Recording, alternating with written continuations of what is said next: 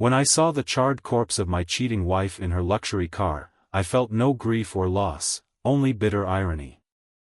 The smell of burnt leather and plastic hung heavy in the air as investigators pulled what was left of Victoria from the driver's seat of her prized BMW 7 Series. I stood nearby, arms crossed, a hollow smile tugging at my lips. She always said she wanted to go out in style. Well, she got her wish. Here she was, finally powerless. For years she'd chipped away at me, piece by piece, her words like poison, delivered with a soft laugh and an edge of cruelty. This was the woman who mocked me for every career setback, rolled her eyes at my struggles, and whispered sweet lies while she played the perfect wife in public. And now? Now she was nothing more than a burned husk. The bitter irony wasn't lost on me. She destroyed me long before the fire did this to her. It hadn't always been like this. 11 years ago, Victoria was the woman who could light up any room she entered, dark-haired, green-eyed, with a sharp wit and charm that could disarm anyone. I was 30 when I met her, and she was 28. She seemed to be everything I wasn't, confident, magnetic, and utterly captivating. Marrying her had felt like winning the lottery. But lotteries are rigged. It took me years to see it, but Victoria's sparkle was just a facade, a polished veneer hiding the cracks beneath. The first signs of trouble appeared 8 months ago. At first, it was subtle, working late, a new fitness obsession, and her phone practically glued to her hand. I told myself I was imagining things. I didn't want to become the paranoid husband, searching for evidence of betrayal where there was none. But Victoria? She wasn't subtle for long. One evening, as I drove back home through Charleston, South Carolina, from a hardware store run, I saw her car parked outside Le Soleil, a high-end restaurant downtown. It was a place we hadn't been in years, too many bad memories attached to it. I wasn't supposed to be home early, my work meeting had been cancelled last minute. Instead of heading straight home, I figured I'd stop by the store and finally fix that dripping kitchen faucet she'd been complaining about. But seeing her car there gave me pause. I parked across the street, unsure of what I was looking for. Then, through the restaurant's large glass windows, I saw her. She was sitting at a table with a man, laughing at something he'd said. Her hand grazed his as they talked, and the look she gave him was one I hadn't seen in years, playful, engaged, alive. My stomach sank. I didn't confront her that night. Instead, I drove home, gripping the steering wheel so tightly my knuckles turned white. My thoughts churned in endless circles. Maybe it's a coworker. Maybe it's innocent. Maybe I'm reading too much into this. But deep down, I knew the truth. That night, as Victoria slid into bed next to me, the faint scent of cologne that wasn't mine lingered in the air. She kissed my cheek, murmuring something about a long day at work, then drifted off. I lay awake, staring at the ceiling, a knot of anger, pain, and doubt twisting in my chest. The following weeks were a blur of small lies and bold excuses. I had to stay late at the office, deadlines, you know. He's just a friend from work, Lucas. You're overthinking this. Why are you being so paranoid lately? Victoria's gaslighting was expert level, and I hated how easily I let her deceive me. Still, the seed of doubt was planted, and I couldn't ignore it any longer. The breaking point came 2 weeks later when she left her phone unattended on the kitchen counter while showering. Victoria wasn't the careless type, but I think her arrogance had finally gotten the better of her. For years, I'd respected her privacy, even when my instincts told me to dig. But as I stared at that phone, something inside me snapped. I wasn't invading her privacy, I was looking for the truth. I unlocked it, my hands trembling. What I found wasn't just confirmation of my suspicions, it was a revelation that left me reeling. Flirtatious texts. Risque photos. Conversations filled with plans for nights I thought she'd spent working late. And the final blow, we'll have the whole house to ourselves this weekend. Lucas will be out of town on business. The air seemed to leave the room. My chest tightened as I sat down, clutching her phone like it was the only thing keeping me upright. Why? Why had she done this? What did I do wrong? When she walked into the kitchen moments later, towel wrapped around her hair, I expected panic. I expected her to scramble for an explanation. Instead, she smirked. Snooping, are we? Very classy. That smirk was like a spark to dry tinder. Every ounce of pain, betrayal, and humiliation I'd swallowed for years erupted like a volcano. I demanded answers, honesty, anything to justify what I'd found. But Victoria just stood there, her arms crossed, an amused expression on her face. When I finally ran out of words, she laughed, a cold, humorless sound. Oh, Lucas. You're not angry because you care. You're angry because your ego's bruised. Looking back, that moment was the beginning of the end. I didn't know it then, but the fire that would consume her life would also be the spark that set me free. The next morning, the house was eerily quiet. Victoria had left early, no explanation, no goodbye, not even one of her usual passive-aggressive remarks about the state of the kitchen. She left me with nothing but silence.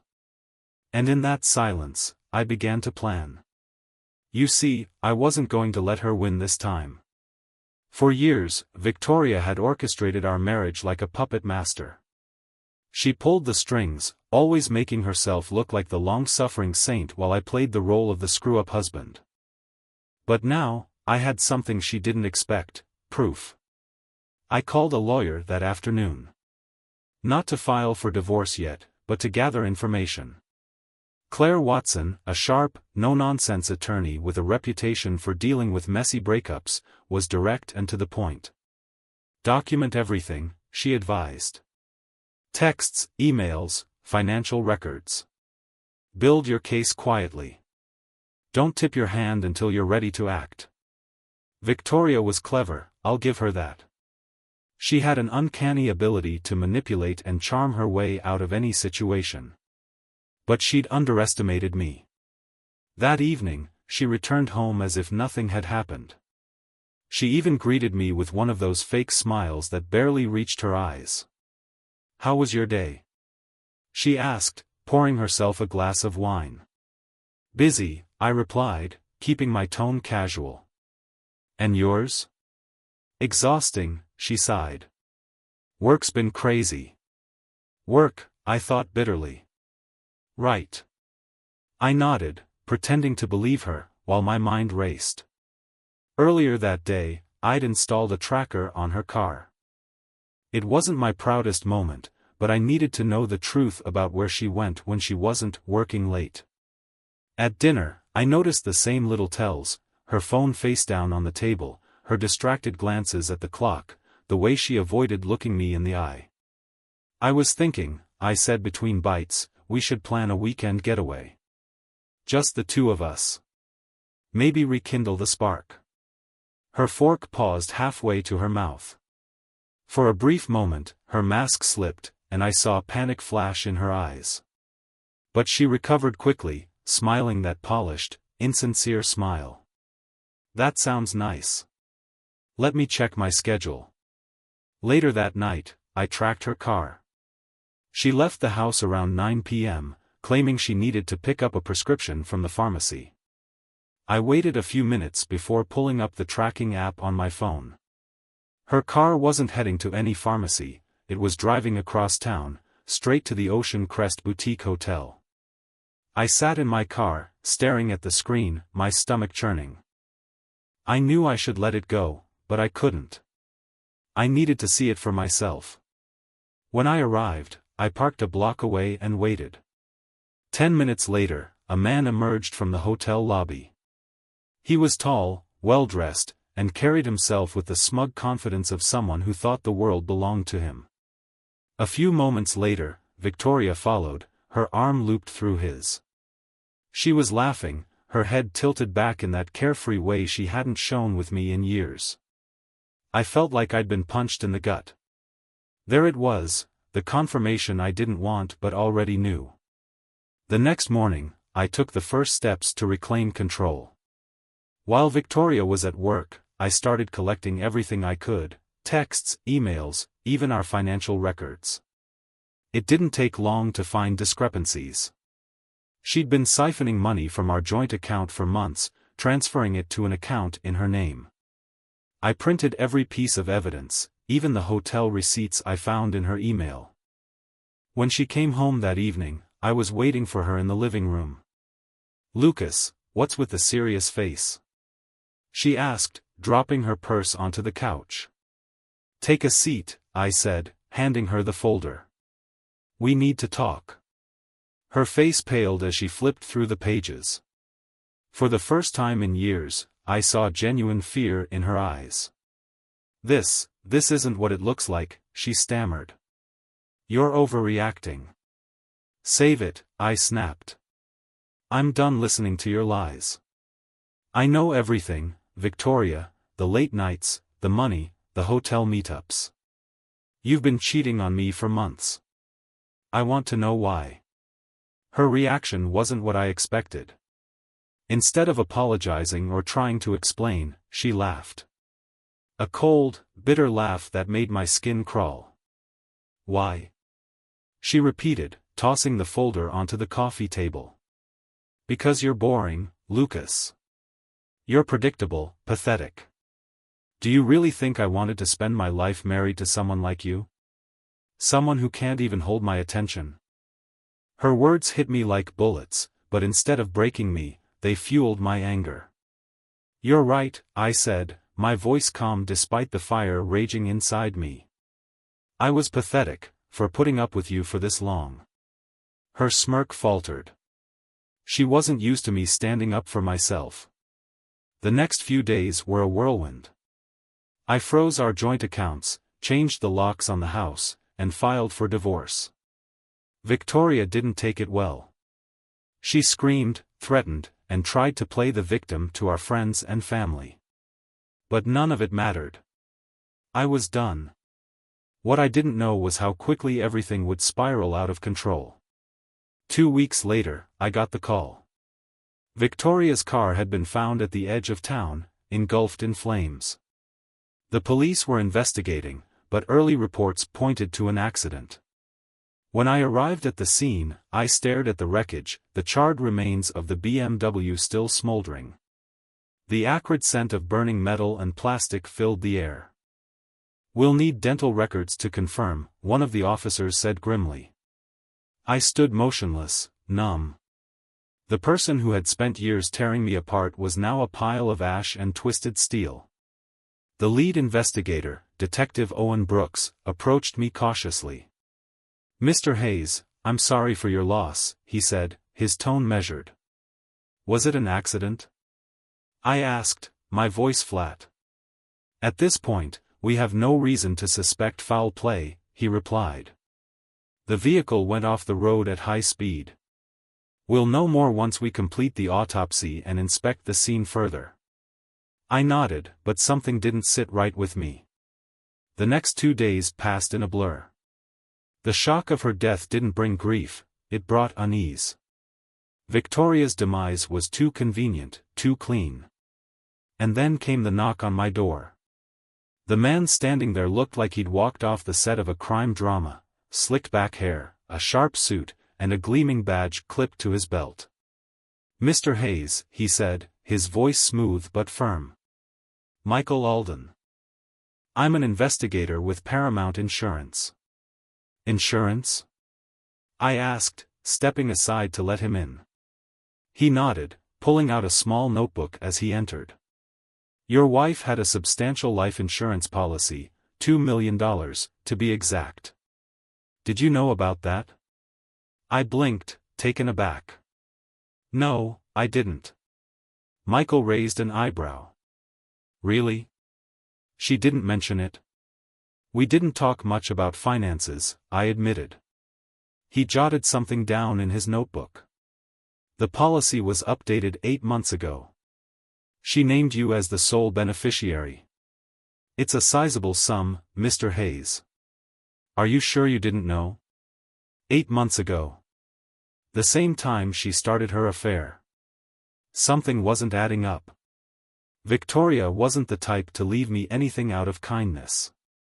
If anything, she'd have taken me off the policy out of spite. No, I had no idea, I repeated. Michael leaned back in his chair, studying me. Your relationship, how would you describe it in the weeks leading up to her death? I hesitated. Rocky, I admitted. We were going through some difficulties. But I'd never hurt her, if that's what you're implying. He held up a hand. Relax, Mr. Hayes. I'm just doing my job. But the way he looked at me said otherwise. After Michael left, I couldn't shake the feeling that I was being watched. Victoria's death was too convenient, and the life insurance policy felt like a trap. The following day, I started digging.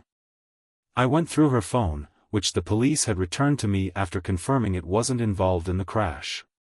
Most of her messages had been wiped clean, but one thread stood out, a single text from an unknown number, sent 2 days before her death, everything set. Make sure he doesn't suspect a thing. My blood ran cold. I called Danny, who didn't hesitate to take on the case. Within 24 hours, he had a name, Nathan Clark. That's the guy she was seeing, Danny explained. But he's more than just a lover, he's a professional con artist. He's done this before, Lucas. 2 wives, both dead under suspicious circumstances. No convictions, but a long trail of rumors. My stomach churned as I flipped through the file Danny had compiled. Nathan wasn't just a cheater, he was a predator. And I had a sinking feeling Victoria's death was part of his plan. Lucas, there's more, Danny added. Nathan had a life insurance policy on Victoria, too. He named himself as the beneficiary. My hands clenched into fists. Suddenly, everything made sense. Nathan had used Victoria, just like she'd used me.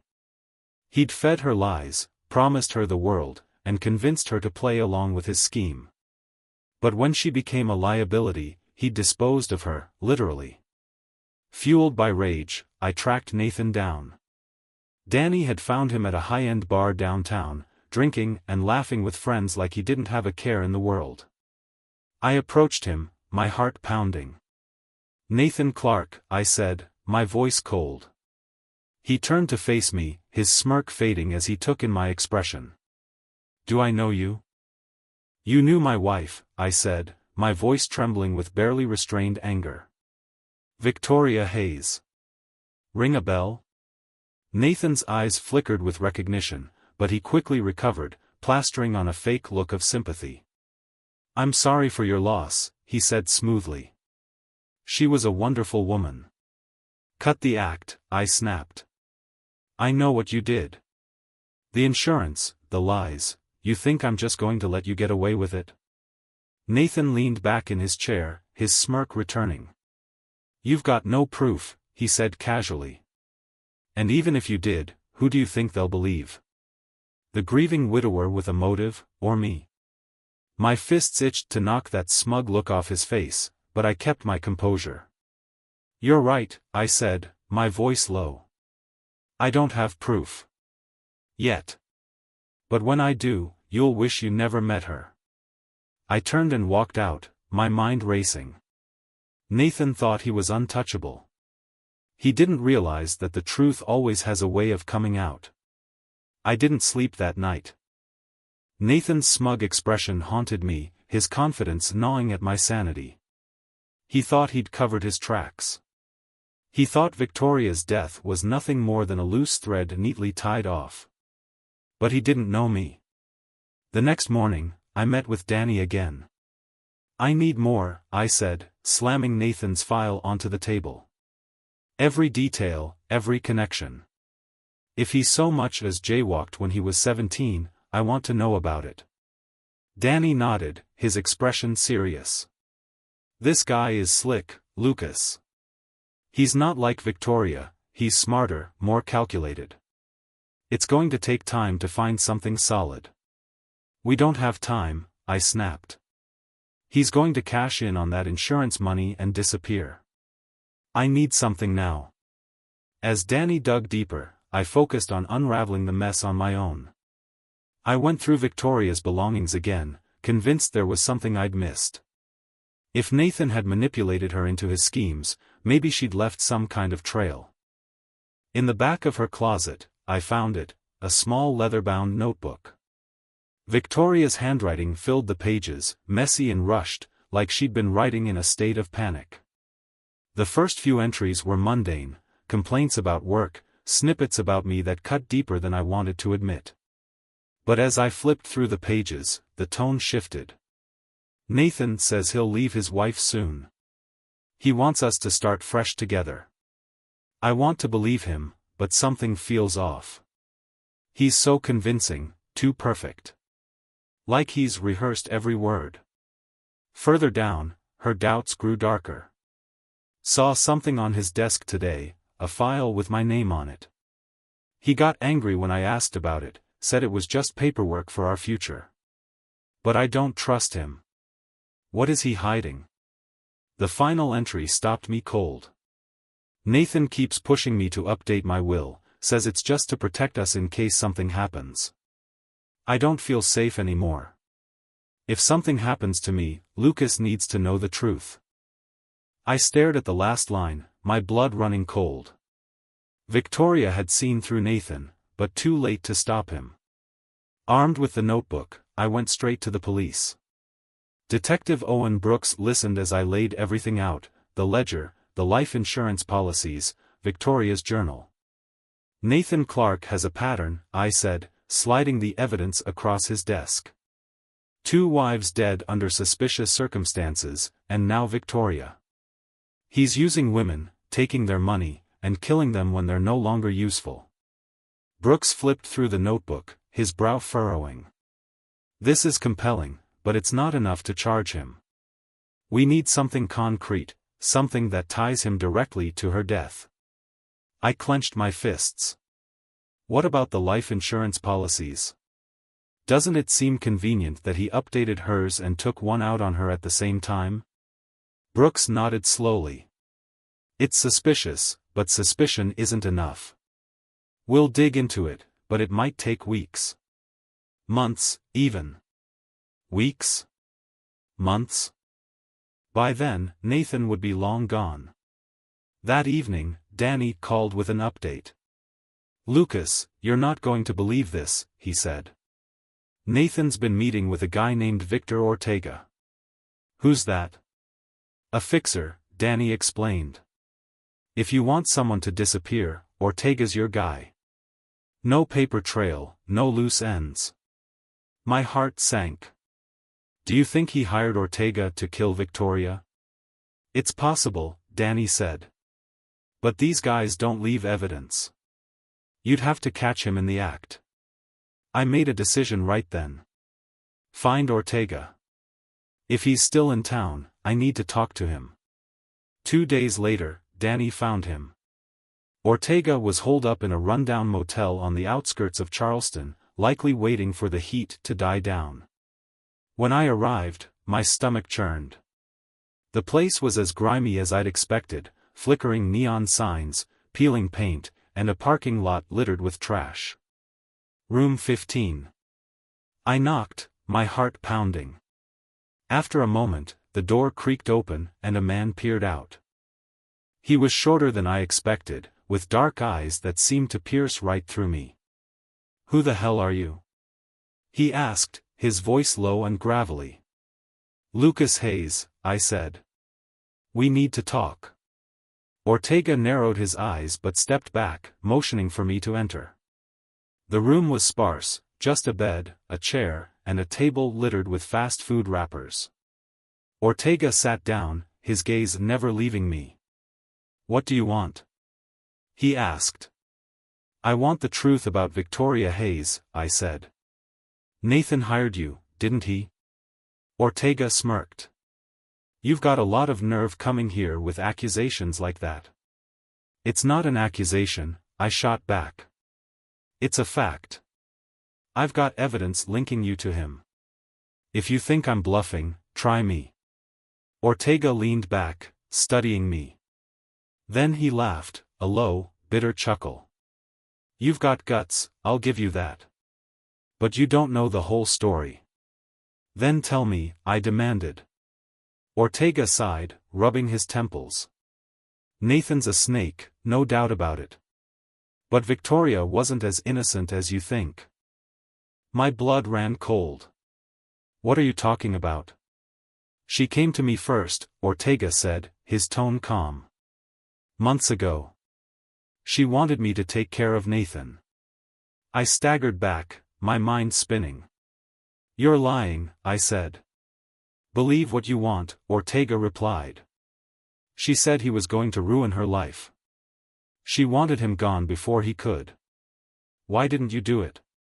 Because Nathan got to me first. And his offer was better. I stumbled out of the motel, Ortega's words echoing in my mind. Victoria wasn't just a victim.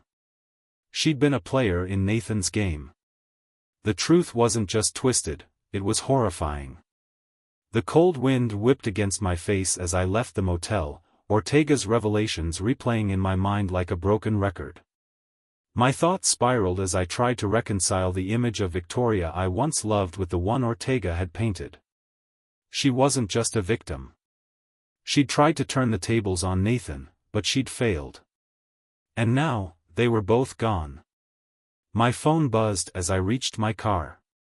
What did you find out? Danny asked, his voice edged with concern. I hesitated before recounting everything, Victoria's plan to hire Ortega, Nathan's counteroffer, and the twisted game they'd both been playing. Danny let out a low whistle. Damn, Lucas. That's a lot. If Ortega's telling the truth, Victoria wasn't innocent. But that doesn't mean Nathan gets a free pass. No, I agreed, my voice hard. It doesn't. He killed her, Danny. I know it. And I'm not letting him walk away. You're playing with fire, Danny warned. Nathan's got money, power, and no moral compass. If he thinks you're a threat, he won't hesitate to take you out. I'm counting on it, I said. When I got home, I stared at the evidence spread out on my dining table. The ledger, the journal, the insurance policies, it all pointed to one undeniable fact: Nathan Clark was a predator who had perfected the art of destruction. I wasn't going to let him win. The next morning, I went back to Margaret Dane, the disgraced lawyer who had flipped on Nathan. I need more, I said as I entered her office. Margaret raised an eyebrow. More? Lucas, I've given you everything I have. What else do you want? Ortega, I said. I need him to testify. Margaret leaned back in her chair, crossing her arms. You think Ortega is going to walk into a courtroom and incriminate himself? That's a death sentence. Then we make it worth his while, I said. And how exactly do you plan to do that? He has a family, I said, pulling out the ledger and pointing to the note Nathan had written, leverage, family in Mexico. Margaret's expression softened. If we can protect them, Ortega might flip, she mused. But it's a big if. Leave that to me, I said. Danny pulled every string he could.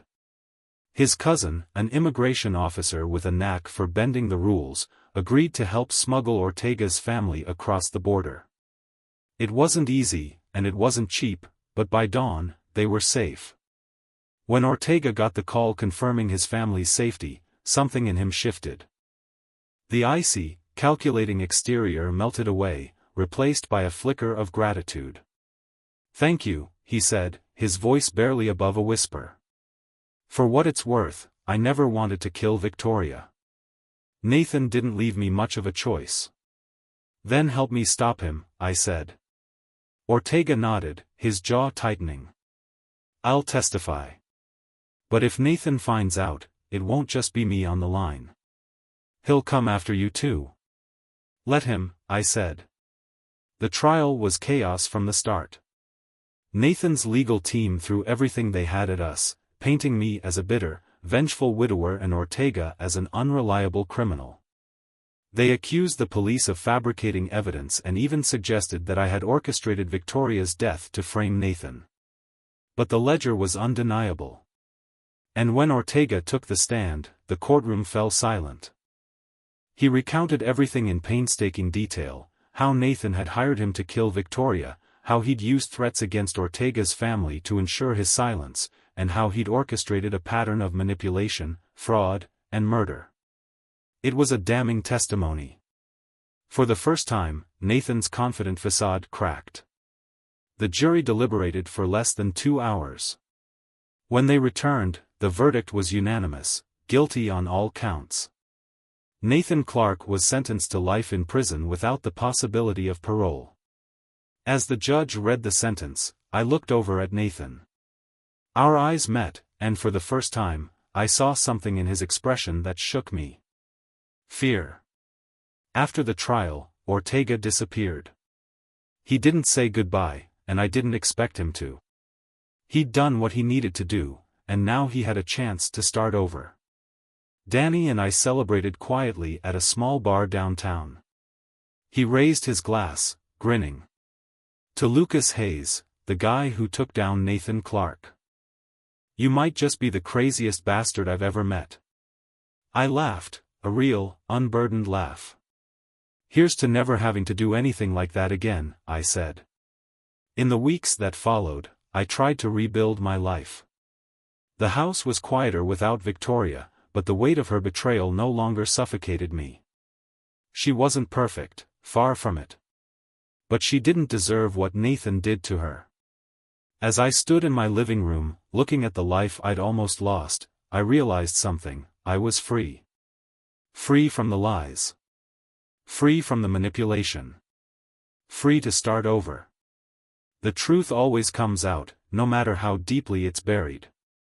And when it does, it has the power to destroy, or to set you free. Nathan Clark thought he was untouchable, but in the end, he was just another man brought down by his own arrogance. And me? I was still standing, ready to rebuild one piece at a time.